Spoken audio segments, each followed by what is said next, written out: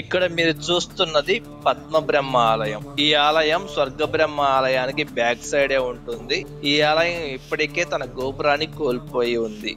ఈ నవబ్రహ్మ దేవాలయాలు ఏవైతే ఉన్నాయో వీటిని బాదామి చాళుక్యులు రససిద్ధుడు అనే సాధువు సహాయంతో నిర్మించారని కూడా చెప్పబడుతున్నాయి. ఈ నవబ్రహ్మ ఆలయాల మీద ఒకప్పుడు ఇస్లామిక్ సుల్తానులు దాడులు చేశారు. వాటి వల్ల ఈ దేవాలయాలు చాలా వరకు దెబ్బతిన్నాయి. వాటి రూపురేఖలను కూడా కోల్పోయాయి. ఇప్పటికీ కొన్ని దేవాలయాలు ఆ దాడులను తట్టుకొని సురక్షితంగా ఉన్నాయి.